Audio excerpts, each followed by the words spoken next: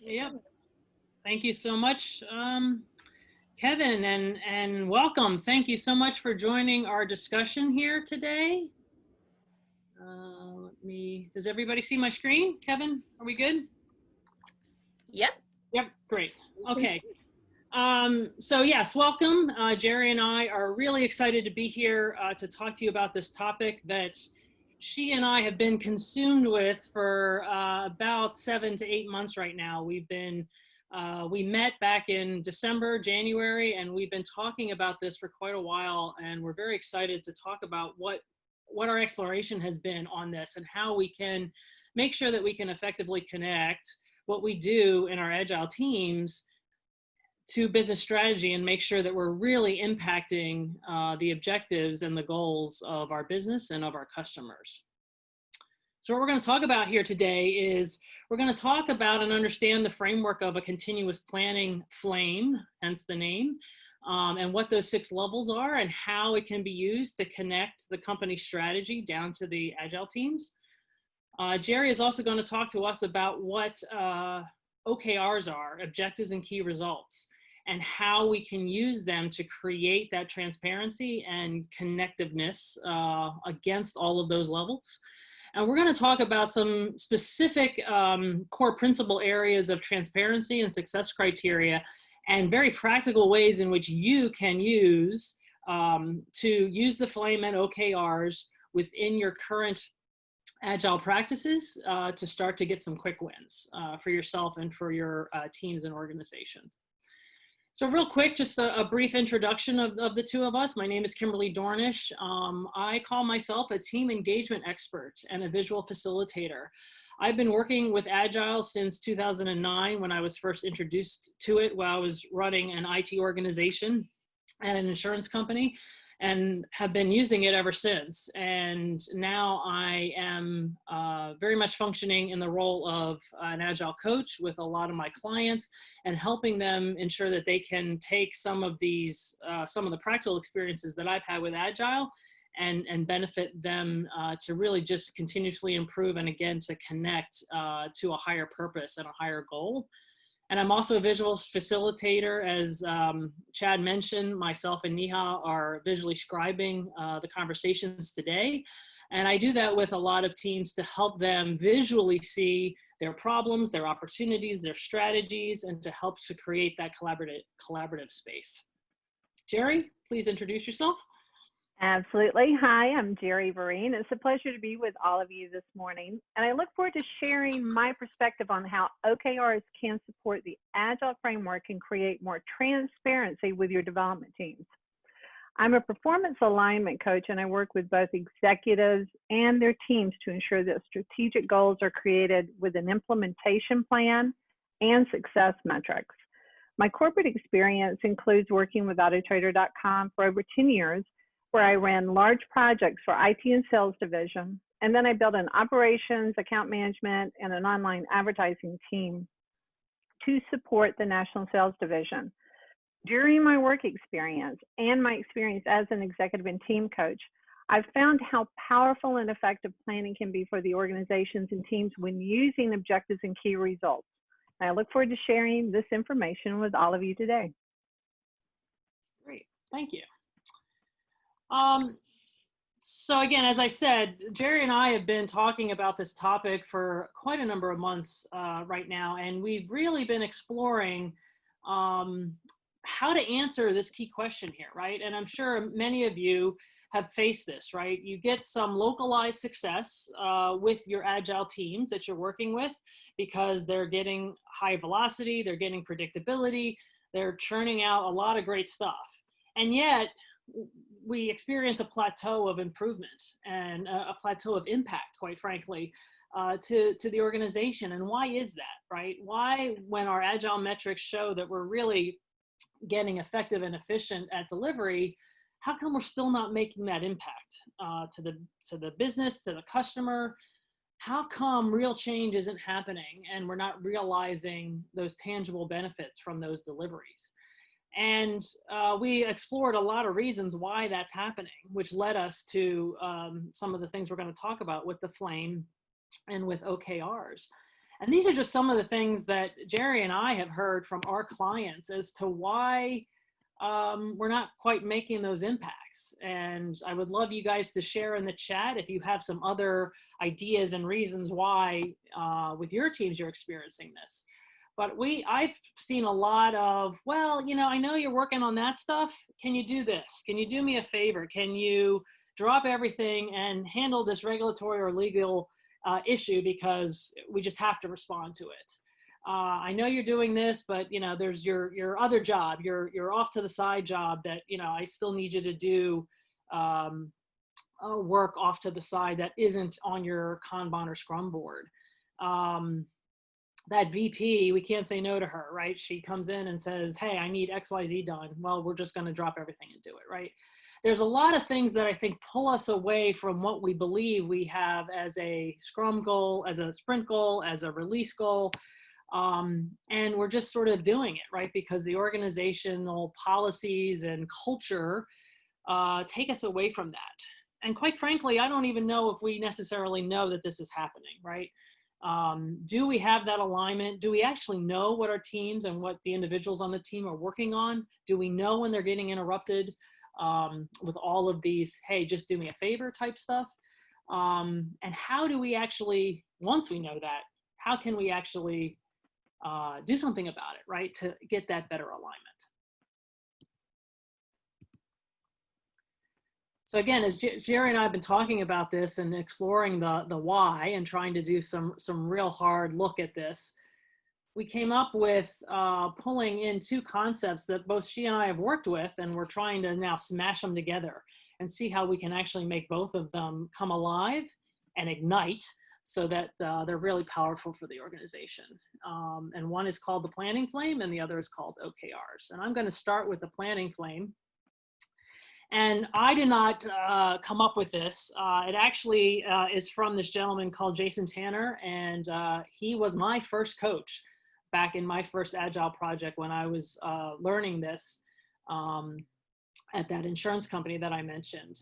He works for Applied Frameworks now, and he came up with this, and he uses it to talk about how we link the utmost strategy at the top levels of an organization down to a Scrum team, and to make sure that there is connectiveness and transparency there.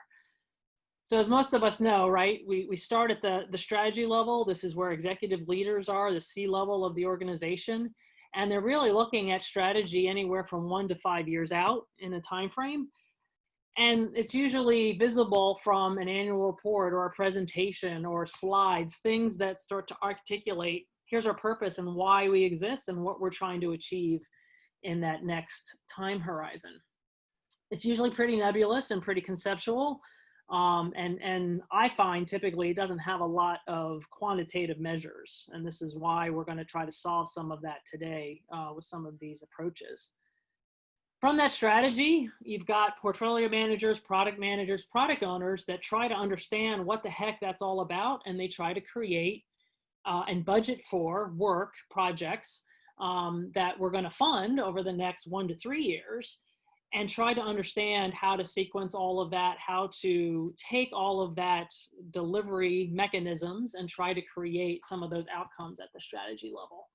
And obviously this is visible from a portfolio roadmap, from a budget. We see what's funded, what's not funded, and it helps to start to articulate a better plan of attack of how to get to that strategy. The next level of flame is the product level. And this is what we all probably are most familiar with as we're working with Agile. It's the portfolio managers, product owners, and now the development team that starts to create a product roadmap. And that's typically between 6 and 36 months. And it is the aspirational or the target of where that product is going to go for that period of time frame. And with that roadmap comes that backlog that we start to build out of those epics and features of all the things that we want to do in that evolution of that product that's going to get funded through that portfolio that hopefully meets that strategic goal. On down to a release level, the next level of the flame here. where we're looking at a smaller time frame, typically 3 to 6 months, and we're putting together a release plan and a release backlog with a much more refined view of what that work is, and a much more tangible commitment of, we can see that work. The development team has done some refinement of that backlog and some estimation, and they can put together a fairly confident plan that gives us that trajectory of where we're headed for that time frame. Next level of the sprint is of the flame is obviously that sprint level. Typically, again, 1 to 4 weeks, and it's visible through that sprint backlog. This is what the teams are committing to get done within that time frame. And again, a much more refined level of backlog with a definition of ready and a definition of done that allows us to be really crisp on what we're going to deliver there. And then even down to the last level of the flame, which is the daily part of the planning, right? Every 24 hours, we have a huddle and a scrum that helps the team understand, what do I have to commit to and get done for the next 24 hours that's going to set me up for success in that sprint, in that release, that product, that portfolio, all the way up to the strategy. And the great thing about this planning flame is that it is iterative, right? As each day goes by, as each sprint goes by, it informs the level of flame higher of that to say, are we on track or not? And if we're not on track, what do we do about that, right? And it gives us some of that early warning system that starts to bring that information back up to the flame and back up to those C-level leaders that says, we're on track, we're off track. What we're doing is actually having the impact we want with the customer. What we're doing isn't. And what can we do to adjust that to make sure that we're in continual alignment? I'll pause here. Kevin, is there any questions that we can answer at this point? No questions. I'll just remind attendees that you're welcome to ask through the chat, but no questions at this point. Okay. And my guess is that this is pretty standard. You guys are familiar with this, and hopefully your organizations are working this way. I've worked with a lot of clients where this is the desired outcome, but find that particularly with their agile rollouts, we probably can't get higher than sort of a product level in the flame for influence and connectivity up to those strategic and portfolio goals. But we're going to get into some of that later as to how we can actually use the flame and your level of influence to at least get some of this flame working in your favor and connected and transparent. Now I'm going to pass it over to Jerry, and she's going to give us a little intro into what OKRs are. Jerry? All right, so OKRs. I find that there's kind of a mixed level of understanding and kind of awareness of OKRs these days. So what I'm going to do is just do you a quick overview of where they came from. And OKRs, objectives and key results, are really the next generation of goal setting process and system.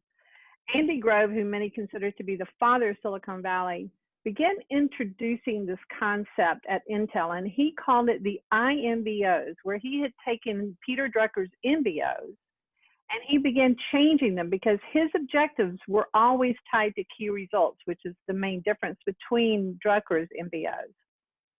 This became the genesis of OKRs. Then John Doerr, who was working with Andy Grove at Intel, left and went to Kleiner Perkins, which was a big venture capital company. And when he started funding major large companies, very specifically Google, in 1999, he says, you can have the funding on the basis that you use OKRs. And their response was, well, why not? We don't have any other process to use. But Larry Page has now said that OKRs have helped lead them to 10x growth many times over. And slowly OKRs have been becoming more and more well known. Andy Grove wrote a book, and I think it was published maybe sometime in 2013, somewhere in there. And then in 2018, John Doerr wrote a book called Measure What Matters, which kind of expanded the understanding of it. So what we're going to talk about now, giving you a quick history, is the OKR formula. When you consider the OKR formula, you want to say, we want to, which is your objective, as measured by this set of key results. Objectives are what is to be accomplished. They have to be significant, concrete, action-oriented. They need to be qualitative, no numbers, and it's the direction of the organization, the team, or whatever group has now created the OKRs. Key results are how we get to the objective. They should be succinct, measurable, specific, which is really why I've included that it's an evolution of SMART goals. And what I would tell you is that with SMART goals, it's called achievable. With OKRs, we try and make them aspirational. So every key result is also going to be quantitative. It should include a hard number, and it should be value-based. The results should be it's got to be measuring the results, and it's not just going to be a list of your tasks or your deliverables or your action items.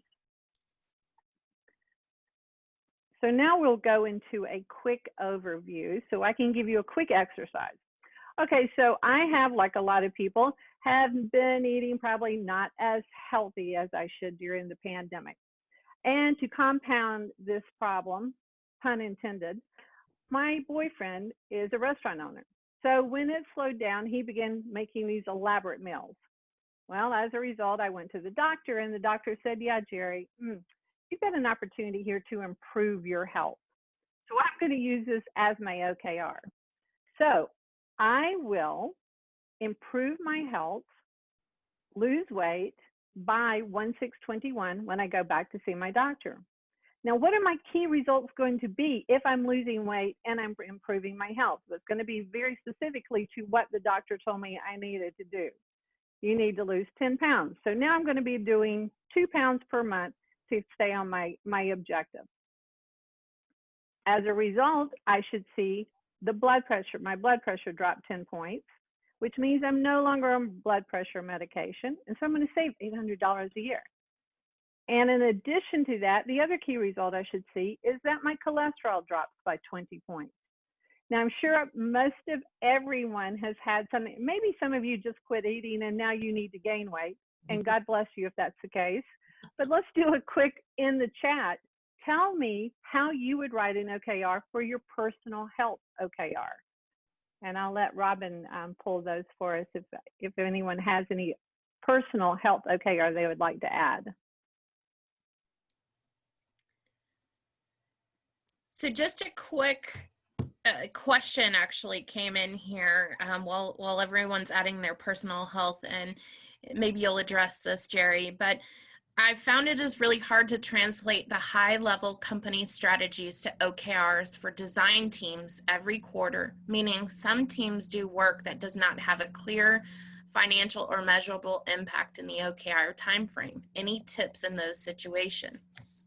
Yeah, and that's a great question. What we're going to do is we're going to cover a couple of questions that we think can help you get to that key result and help your team understand a lot better of why they're doing what they're doing. So I'm going to give you a couple of quick questions, and then we're going to expand it on another slide. But thank you for that. And if we don't answer it enough for you, we'll answer it towards the end. Awesome. Anybody with some examples on the health? Well, maybe everybody's being much healthier than I have been. Jerry, it's a quiet audience, and everybody has been working out and getting all of their steps in while they were on the working from home. Yes, well, that's good. My Apple Watch tells me constantly, you need to get up. Okay, all right, already. All right, well, we can move on and see if we can't also answer with some of the questions and things going forward. I think it's really important now to talk about what might be some of the key differences between Scrum and OKR. And one of them is purpose. Scrum is for software development or really complex projects. And whereas OKRs, however, lay the groundwork for much larger aspirational goals, such as increasing the overall impact on an organization. So the purpose is where there's a little bit of a difference. Time, obviously time is much different because OKRs can be set quarterly or they can be set annually, whereas Scrum is going to focus on a relatively quick timeline. Adaptability. OKRs are universal and they work everywhere, and they can work for structures of companies, they can work for nonprofits, they can also work for individuals. Scrum, on the other hand, requires a team. There are clear and defined roles, and it requires at least 5 to 7 individuals. I think I've read it's up to 9, but I think 5 to 7 is what I understand to be the optimal. So that's where some of the differences are. Let's talk about now where the core principles are that OKRs and Scrum share. Number one, both frameworks rely heavily on transparency and a common language. So OKRs are meant to be shared with every team member. So everyone's on the same page. They can find their role and responsibility within the vision. And transparency is obviously one of the 3 central pillars of the Scrum framework. So transparency is very important for both frameworks. The second thing is success criteria. Both frameworks require a clear picture of what success indicates, and both frameworks measure outcomes clearly. So the common thread that lies in both frameworks is the importance of having a clear picture of what success indicates, and are you working on the right things to meet the stakeholders' expectations. The Scrum project is really finalized when the increment is complete in a phase called done. Having a shared understanding of what done means to the stakeholders can build success, and it can also fuel a much deeper transparency among the team. The third core principle that they share is timeliness. Both frameworks they use time as a core element of the process. And in both frameworks, the time really shares the mission and the culture of accountability among the team. And to quote John Doerr, nothing moves us forward like a deadline. The fourth core principle that they share is the rigor. So while both elements can be very straightforward, the goal-setting process for both can be very rigorous, and that really probably plays back to that question again. Because even the Scrum Guide will tell you it's lightweight, simple to understand, and difficult to master. And similar to that, OKRs are lightweight, flexible, and they're also difficult to master. And really it's the process of establishing and honing in on just 4 to 5 objectives can be very challenging for a team. And they also want to ensure that the key results are well aligned to the overall objective. Now we've talked about how the 4 core principles, what they have in common. What we want to now talk about is how the OKRs can be applied using the FLAME 6 levels of planning to be able to deliver on the business strategy. Great, thank you, GERRI. So yeah, again, what was really exciting for me when I started to talk to GERRI about the power of OKRs is how we can apply it into what we typically do in an organization around Agile. And I think it really fits. And whether we call it a sprint goal or a release goal, portfolio goal, what have you, replace goal with objective and results and that aspirational side of what an OKR is, and you get some really interesting things that could happen. And this might go to the question that was asked. When you start to traverse down the flame and break these down, it really works, and it creates that connectivity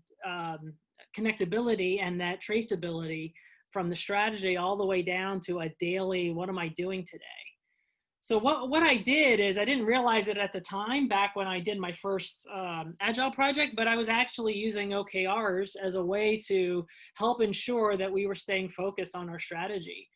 And what we were attempting to do with the business group that I was working in is we were attempting to I know I put 2020 here, but this was happening back in like 2009. We were attempting to launch an entirely new retirement product into the industry. It didn't exist until we and our business group thought up this really neat idea to try to market a whole new way to get Americans to save for retirement. And when they set out the goal for us, they said, we want to be in the market and we want to have this level of new premium and this many new customers by a certain date. And that was a really good focus for us because we had to know whether this thing was going to survive and be needed in the marketplace or not before we made any more investments. So we got very specific about that first milestone that we were going after. And as we started to think about all the things that you have to do to launch a new product, the marketing, the sales, legal and compliance, tax, right? All of these areas, I led the IT group, and my job was to create that administration system that was going to support that product. Again, it didn't exist in the industry, so we were in a build situation here. And we had to build that admin system. And again, we had a key result that talked about it needed to be scalable. We needed to be able to have continuous rapid change because again, we didn't even know how this was going to play in the marketplace. And as we traversed down the flame, I got more and more refined as I went down to my team level, as I went down to my Scrum level to talk about what are we going to do in the next 2 to 3 months at that product level? What is that new customer product function going to do within that system? What are we going to do within a release? How are we going to build that underwriting capability that's going to allow that new customer to get underwritten automatically and be able to enroll in that product? And again, getting some very targeted key results here as to how we were going to measure whether we were done and this function and feature was ready. All the way down to a sprint, just continuing to break down that objective and those key results of how we were going to measure sprint by sprint that we were being successful and that we were actually still aligned to that release, that product, that portfolio goal. And again, even down to the day, as we were experimenting and starting with Agile, really understanding what do we have to get done today so that we can get that sprint goal, that sprint objective met and all the way up the line. And again, the great power of Agile coming in here that aligns so well with the OKR process is every day informed us as to whether or not we were on track for our sprint goal, on track for our release goal, our product goal, et cetera, and gave us that opportunity through the iterative nature to change our mind, to say, hey, this isn't really needed because we were getting things delivered so quickly. We were bringing it back to our business groups and our beta customers that we were using to help us understand, is this really something that is valuable for you before we launched, was very powerful to us because we continued to adjust and evolve these OKRs and adjust our plan to make sure that we were really focused on the things that were going to get us to that $5 million of new premium and those 100 new customers. And as you can imagine, we didn't build the entire system in this short time frame. We had about 9 months to get this done. We technically only built the ability to enroll a customer and take a new premium. We didn't build the rest of the system because we didn't even know if this product was going to survive in the marketplace. But we were able to hit that key result and that goal and launch in the time frame we were looking for, and then use what we learned from those customers to help create the next strategic objective that we had to hit to continue to evolve that product. So hopefully you can see sort of how these two link and how we can break down that strategic goal to look specifically as to what I was accountable for and what each team that worked for me was accountable for to get done within a certain time frame. So with that, again, we thought, wouldn't it be interesting to start to explore these core principles and to get real practical and real specific about how we can use the power of the flame and the power of OKRs in a real life examples to handle that question that we came back to, right? We're getting really good at delivering stuff, but is it really the right stuff? Do we really know what our teams are working on and if it's creating that value? Are we, is what we're working on really the right things? Is the organization aligned to deliver those right things at the right time to meet those more strategic OKRs? And how do you keep it alive and relevant? As Gerry said, this is easy to talk about, but it's really hard to master and to make it a habit, right, in the organization. So we want to explore two of these topics today in the time that we have left: transparency and success criteria. So we're going to start with transparency. And again, the key question we're trying to understand here is, do you, whatever your role is, really know what your teams are working on and its value to the organization, to your customer? And one of the things that I thought about as we were exploring this idea is really understanding, and do we have the data? Do we, again, really know what our teams are working on? And it led me back to this book called Making Work Visible. If you haven't read this, I love this book. I continue to reference it all the time with my clients. Dominica DeGrandis is the author of it. And in it, she talks about there's time and focus thieves, that even if you think you're the best disciplined person and you have your Kanban and your Scrum boards and you know exactly what you plan to work on, there's these things that come in, and they could be minutes. It could be that IM that you have to drop everything to answer. It's that unplanned meeting. It's that phone call. It's the person who stopped by your desk when we used to work in an office, right? That takes you away from the things you plan to do. And when you accumulate all that time, all those minutes and seconds, it's a lot of time that's taken away from what you had planned to do.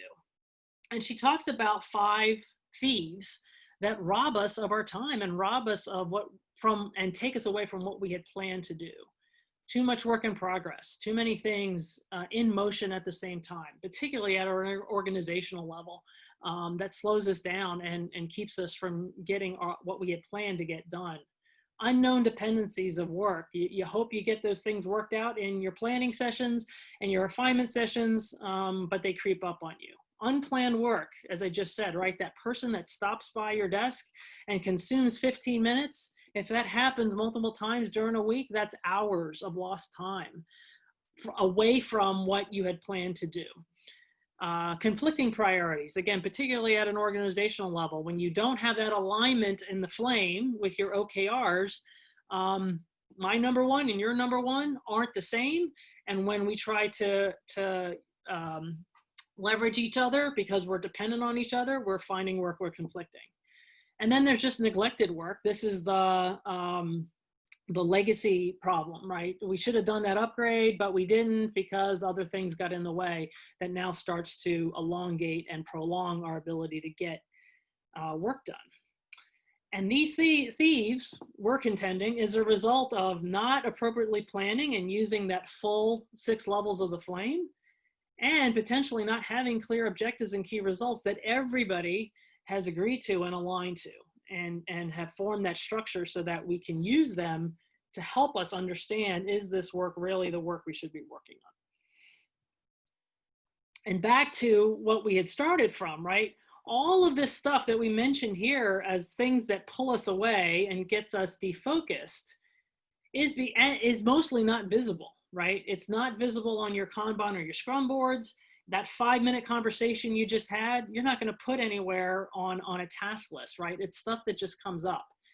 And what we're talking about here, and what Dominica talks about in her book, is these are really important to make visible, because you need to start to make choices whether or not you're going to take that interruption away from your planned work.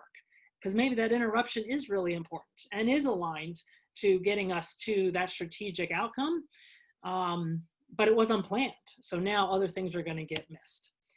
So what we want to talk about here as a practical thing to try to do, to use OKRs and that planning flame and your existing ceremonies, is to say, how do you make this work visible? Dominica in the book talks about this, and I've done this with several of my clients now, is I've asked them to take a week, 2 weeks, the length of a sprint, and not only track the work that we had planned and commit to get done in a sprint, but let's track everything that happens that was unplanned. That phone conversation, that meeting that got on the calendar that is a must attend, but doesn't really apply to what our sprint goal is.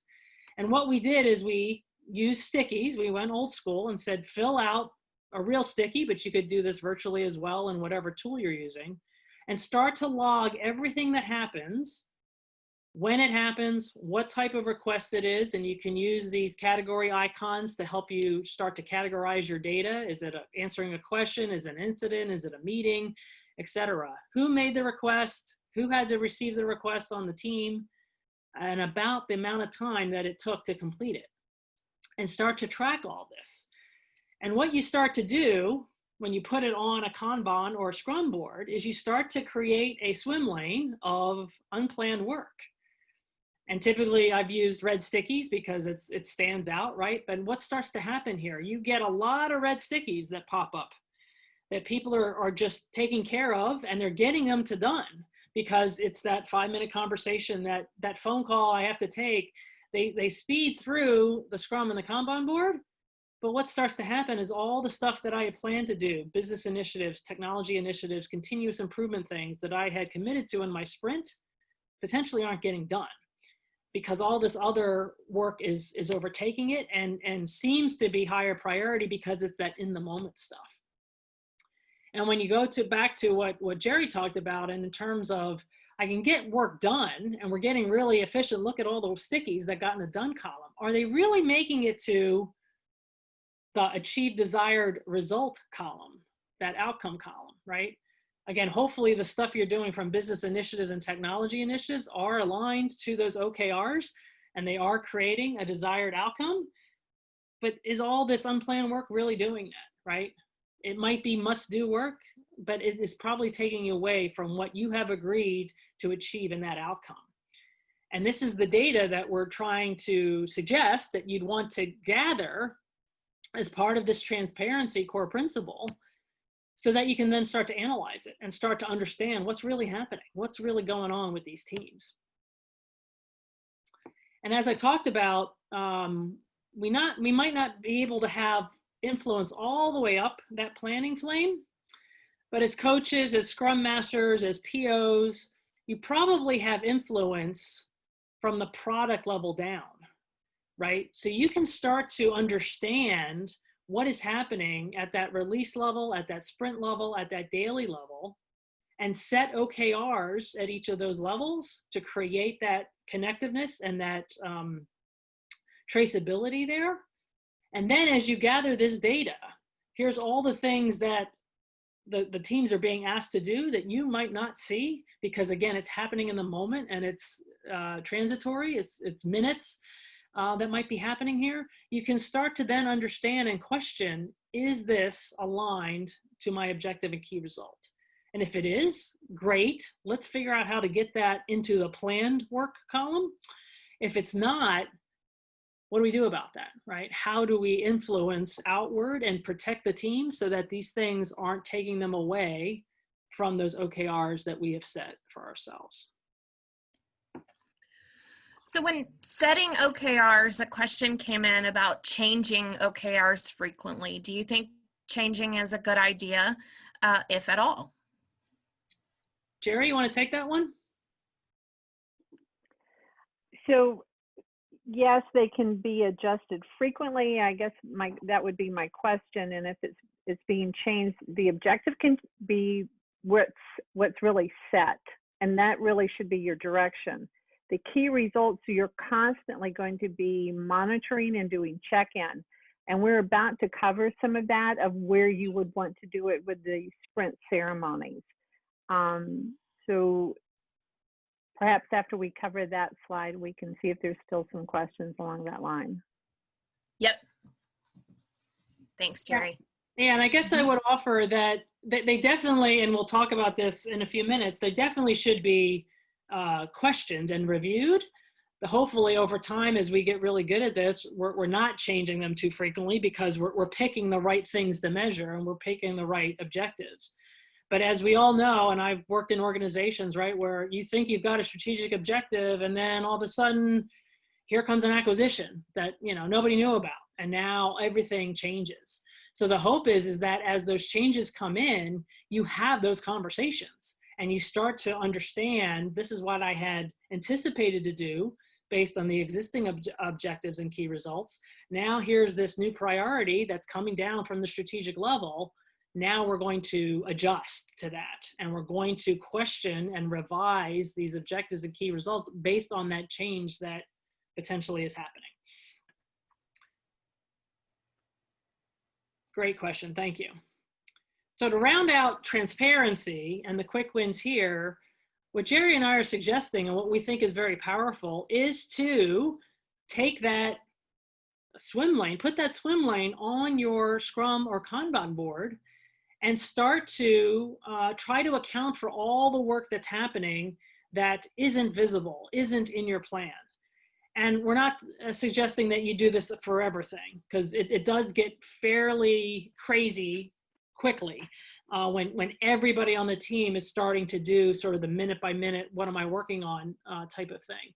But I would suggest doing it for the length of a sprint. You'll get a ton of data just from that you can then action. And we'll talk about that in the success criteria section of the presentation here in a few minutes.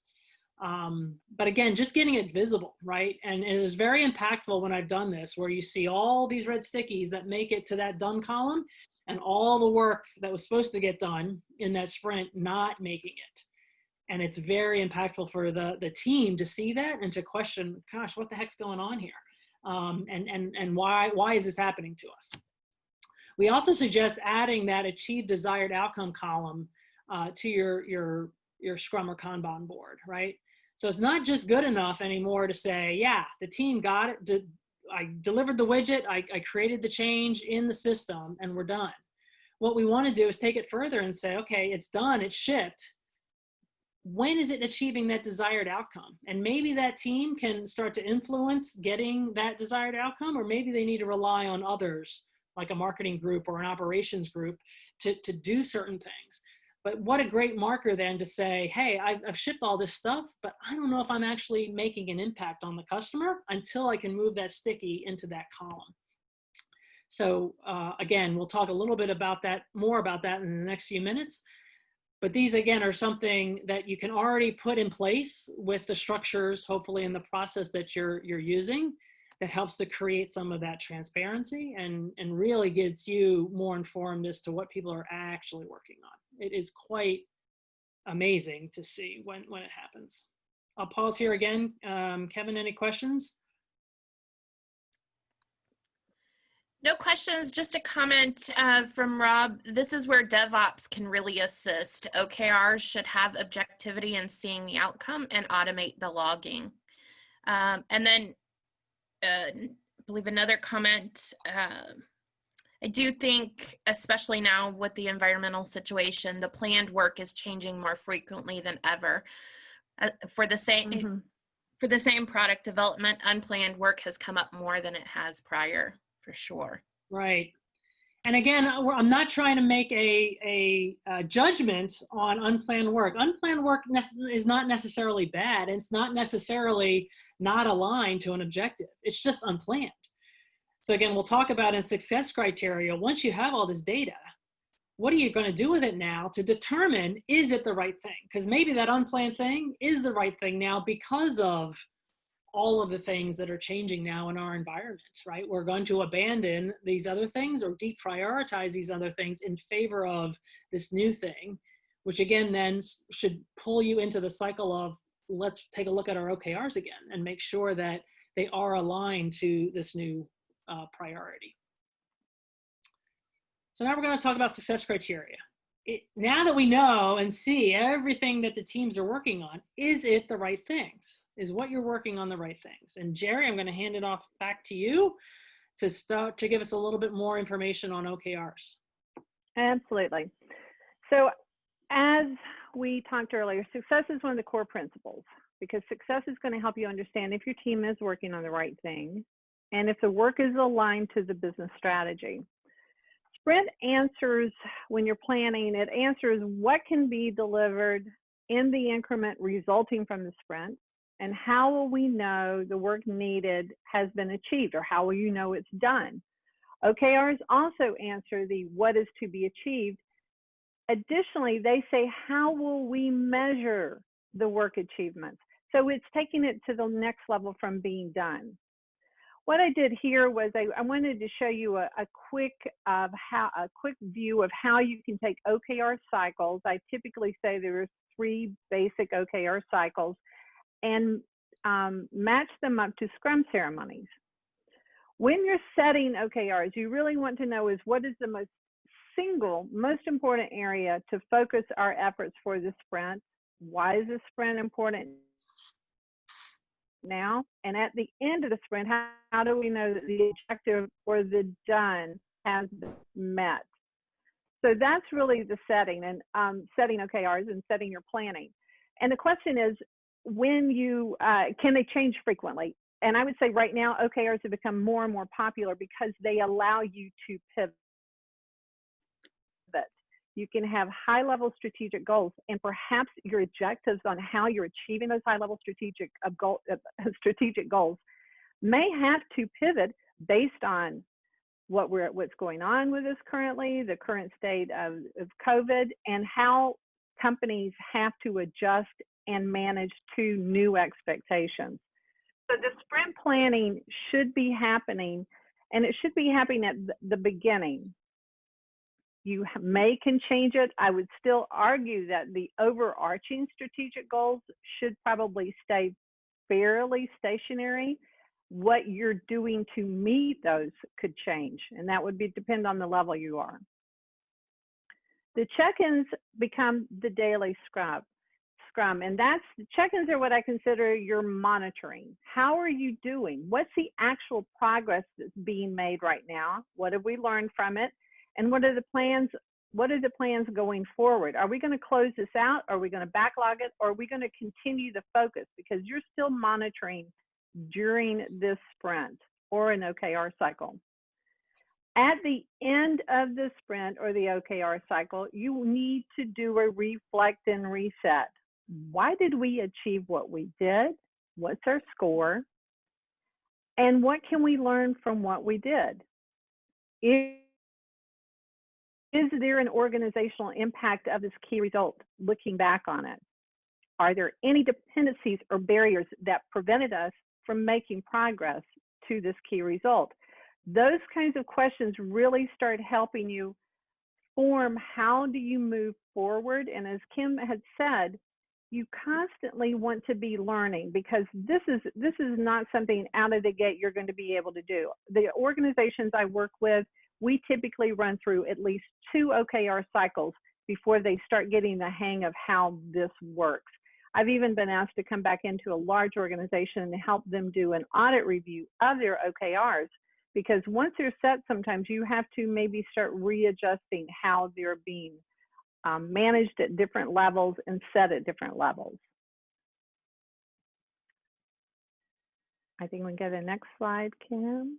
Yep. So again, this spoke to me really, really impactfully as I was talking to Gerri about this, because when I work with teams at the sprint level, at the team level, I think we stop short a lot of times of, yeah, we delivered the thing we were asked for, which is great, right? That's one level of measurement of a key result. But what she's really trying to get to here is, and what impact did that have? And I find that in sprint reviews that I'm in, we sort of stop short of that. Even our stakeholders who attend go, yeah, great, you delivered what I wanted. Let's move on. Okay, but now what are we going to do with that? How are we going to make it live and be real and be relevant for our organization and our customer? So Gerri talked about the sprint level, right? And as again, we want to mash this back up to the planning flame, I started to think about all of these different levels and the built-in ceremonies that we currently have in Scrum. And the hope, as we again go up the flame, that review cycles, retrospective cycles, planning cycles are happening at all levels of these flames, right? So hopefully there's a strategy planning, there's a portfolio planning, a product planning, a release planning. There's reviews of that and check-ins and as Gerri talked about, reflect and reset. Again, a lot of times I see that, a lot of times I don't see that. But wouldn't it be great as we start to employ these OKRs at these different levels that we can inject that those cycles, those check-in cycles and those reflect and reset cycles into existing ceremonies that already happen? Let's not set up new meetings and new connection points. We hopefully already have them. And again, here's my comment of, if you're only able to influence from the product down, start there, right? Start to show that there's alignment and that there's a continuous cycle of that check-in and reflect and reset and connectiveness against all those levels of the flame. And boy, once that becomes powerful, believe me, executives and higher levels of management will start to look at that and understand why that's working so well. So what we're really talking about here is use what you already have at whatever level you're able to influence and start to make this behavioral change. Start to interject these changes on the Kanban and the Scrum board, right? And to track that, really, that achieved desired outcome, and talk about that in your reviews. We delivered something, but did we really get the outcome that we were looking for? Use these check-in and monitor questions, and these questions are a little bit different than what GERRI just talked about at the sprint level, because I want them to be universal across all levels of the flame. And do that within your sprint reviews and within your Scrum huddles, as well as, as well as using those reflect and reset questions in those sprint reviews, and start to understand, are we really making impacts? And once we deliver something out of a sprint, we might not be able to see an immediate impact, but let's go back in time and say, hey, we delivered these things over the course of this release. How well are they doing? How well is our customer responding? Are we getting those key results met or not? And use that as you think about product changes and portfolio shifts that you might want to do to realign back to that true data that you're getting and feedback you're getting from your customers and your stakeholders. And when you get really good at this, my hope is that it just becomes a way of working. You're injecting this into everything you're doing. Every ceremony, every connection that you're having up and down the planning flame. And you're even using these reflect and reset questions within your retrospectives and talking about the achievement of those key results. What did we do well? How did we make that happen? And how do we capitalize on that, not just within our teams, but across the organization? And if we're not, how are we adjusting ourselves to understand what we can do differently? Kimberly, we're right at the 5-minute mark. Great. Lots of good. Yep. Lots of good comments coming in. Great. No, okay, 2 more slides and then we can go to Q&A. So again, reflecting back on, I've got all this work that I'm doing and I see visible now, and I don't know if it's really helping me towards my objective and my key results. But now you've got the data, and now you've got your OKRs aligned to all those levels in the flame. Now you can start asking those questions. Is what I'm working on creating those key results and aligned to the objectives? If so, great, continue it. If not, eliminate that work, deprioritize that work back into your backlog, or potentially reset your OKRs, because maybe this is the new thing now that is the higher priority, and now you want to make sure that that realignment occurs, again, as far up the flame as you can get. So our quick wins for success criteria is get those OKRs visible, as GERRI talked about, right? They're living and breathing. They need to be everywhere. If we were in the office, they should be plastered all over your cube. If you're at your home in your personal space, get them printed out and in front of you all the time. Put them on your wallpaper on your PC. Get them so that the entire team understands what they should be aligning to. And then adjust your ceremonies to incorporate these questions and help you make sure that what you're being asked to do and all of these distractions is aligned to your results. We're not going to get to the last 2 items in the core principles here, but hey, GERRI and I are open to talking to you about that. Please reach out to us for more information on those. I'll just go quickly past that and get to any questions or any other comments that we want to talk about. I would add to that, we can talk about this for days on end. And, yes. So it was hard for us to keep it to this limit.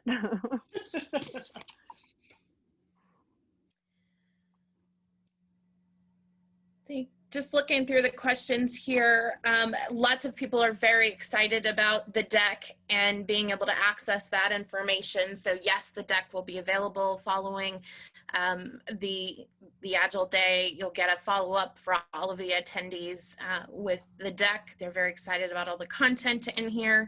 Also, via the chat, you've got direct links to both Kimberly and Gerri through LinkedIn. So feel free to contact them with any questions or there's this conversation. Clearly there's a lot of passion and a lot of experience that goes into both of the areas of the presentation. Lots to offer here and lots of exciting statements. OKR effectiveness ties nicely into value chain management and effectiveness as well. Yes. Yeah. So good. Another comment here, build, deploy, and run value chains. Usually I see those done separately, and that's not good. So kind of bringing that together. Any other? All right, I think we have covered, nothing came in formally through the Q&A, lots of great chat today. Any last comments that you wanted to make, Kimberly or Gerri? This is great. I'm so pleased to see all the positive feedback and that this resonates. Like I said, Gerri and I have been talking about this for months, so glad to hear that it's hitting and you guys in a really good way. And I appreciate your time today and for attending our session.